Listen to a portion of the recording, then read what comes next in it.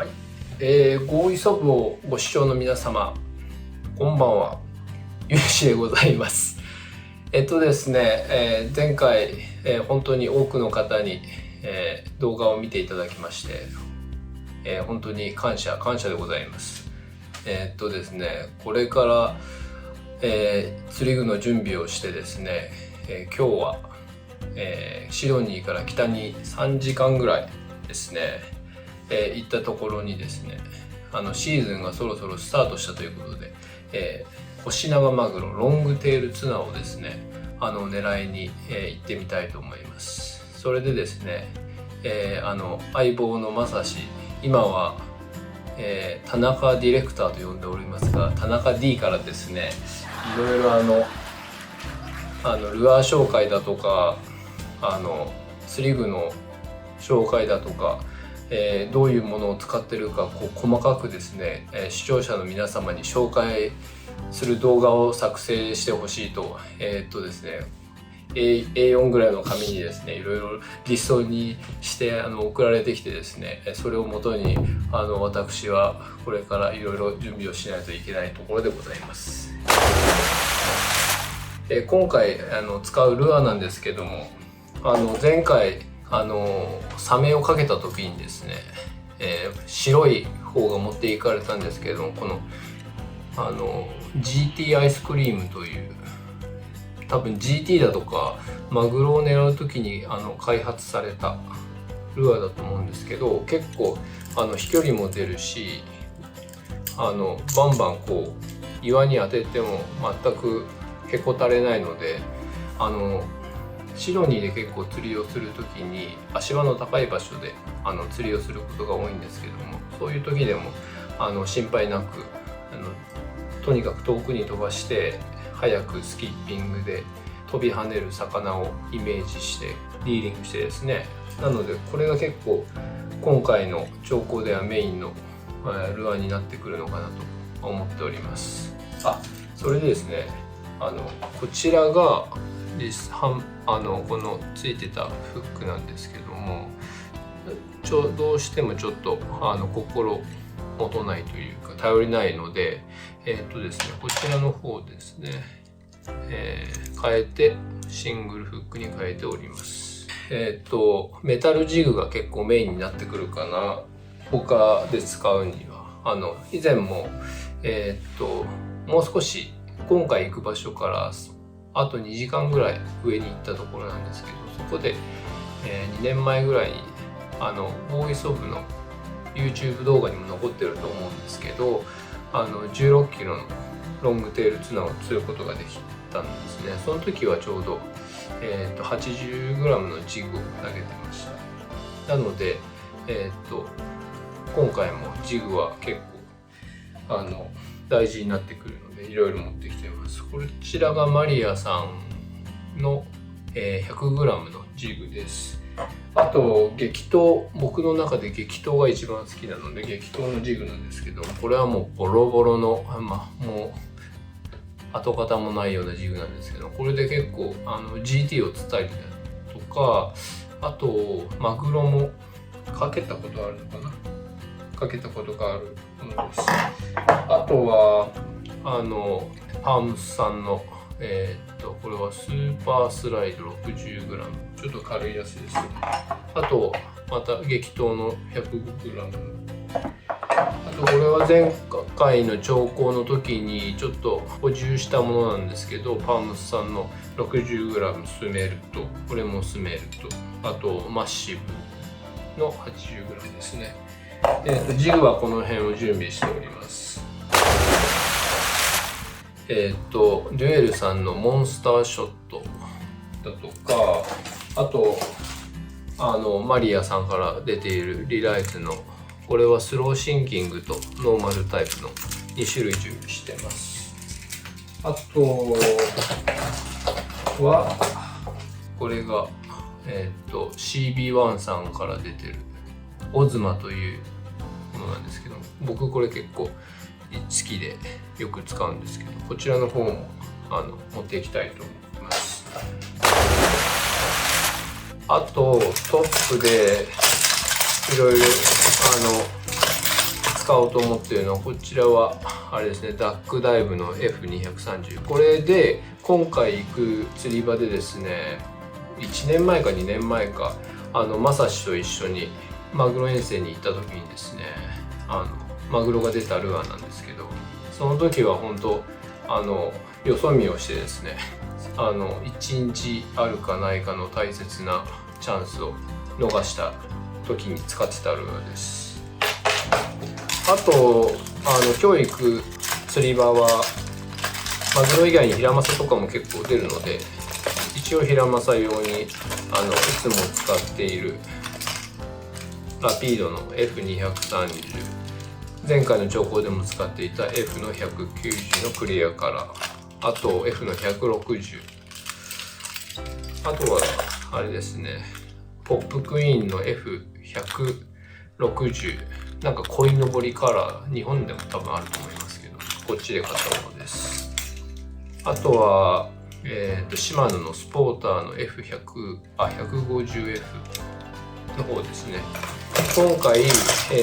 ていくルアーは以上になります。これをベースに、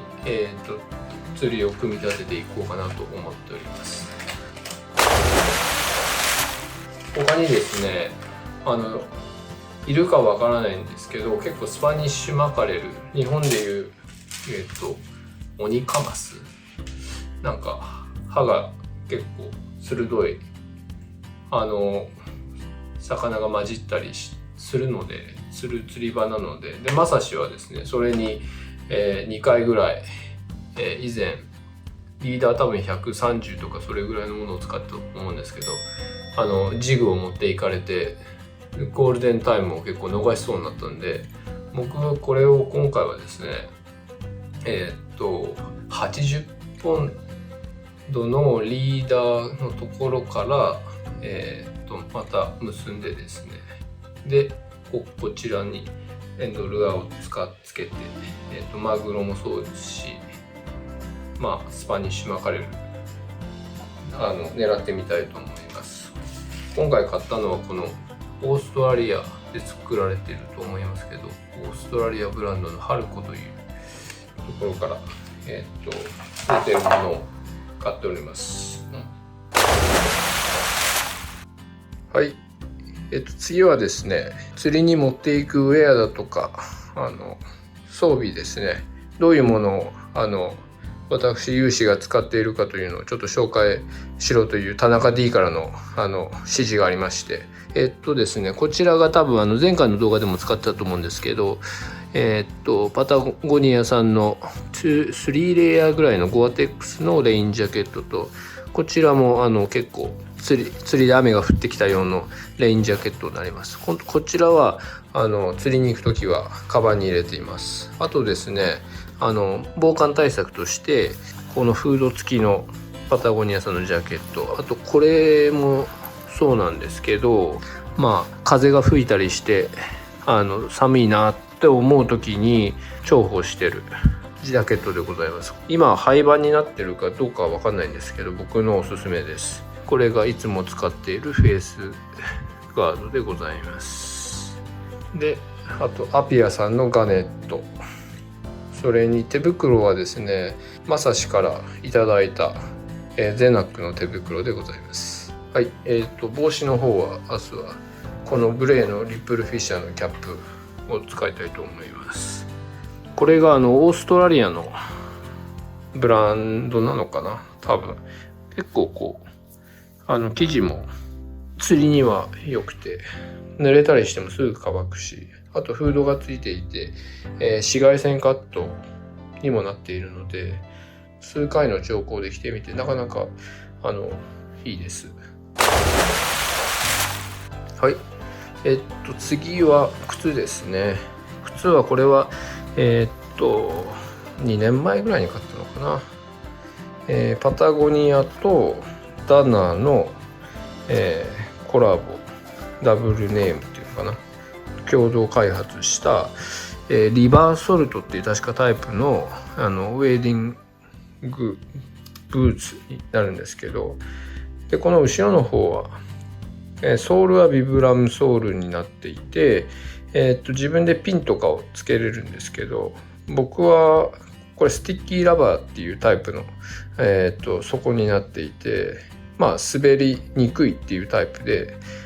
とりあえずなしで使ってみて、滑るようだったらつけようと思ったんですけど、今もう1年半ぐらい使ってるんですけど、釣りに支障ないし、このままでもいいかなってことで、つけておりません。はい。結構いろいろウェーディングブーツは使ったんですけど、これの他にリアス、あとリトルプレゼンツ、これ多分トラウト用のブーツだったと思うんですけど、あとダイワのウェーディングシューズだとか、あとマズメさんのタングステンのついているウェーディングシューズとかも使った中で、どれが一番ベストかって言われたら難しいんですけど、自分の中でマズメさんのウェーディングシューズが今の中では一番しっくりきてるかなと思いますね。結構ちょっとゴツゴツしてて、足が疲れる、あと重いですね。おすすめかどうかって言われたら、僕はちょっともう少し重量が軽いウェーディングシューズを今度日本に帰ったら何かあったら買っていきたいと思っております。はい。こちらが、あれですね、ウォータープルーフの靴下になります。まさしに勧められて買ったんですけど、ダックスシェルという。でこれがちょっと2種類あるんですけど、夏用のちょっと薄いというか生地の薄めのタイプを、今シーズンは今使っております。それの他にこれ前に日本に帰った時に買ったんですけど、リバレーさんから出てるウォータープルーフソックですね。ウォータープルーフも多分数回使ってウォータープルーフじゃなくなったんですけど、自分的にこの丈の長さが微妙に短いのと、あと生地がこのダックスシェルに比べるともうちょっと薄いんですよね。なので夏はちょっと濡れて、足が冷たいぐらいが心地よいので、これも結構夏だけのシーズンで今使っております。あとは、時計ですね。時計は普段釣りだとか Apple Watch を使ったりだとか、あとこの時計が結構長年愛用してる時計なんですけど、これがスントさんから出てるトレバースアルファ。アウトドアにすごく良くて、文字盤も大きいし、いろいろな機能、まだ機能の多分半分も使いこなせてないんですけど、すごくアウトドアにはいいと思います。はい。ですね、次が僕が釣りに物を入れている、これバックパックなんですけど、これもパタゴニアさんが出している、ウォータープルーフの、バックパックになります。そうですね、ウェア等は、このようになってます。あとバックパックの、中はどういう風になってるかっていうので、ルアーボックスの他にですね、これもパタゴニアが出してるトラベルバッグになるんですけど、これも結構フックとかでかけたりとかして使いやすい仕様になってるので使ってるんですけど、ちょっと釣り具の紹介はそんな感じですかね。明日は、この MC ワークスと、グランデージの2本を、持っていきたいと思います。はい。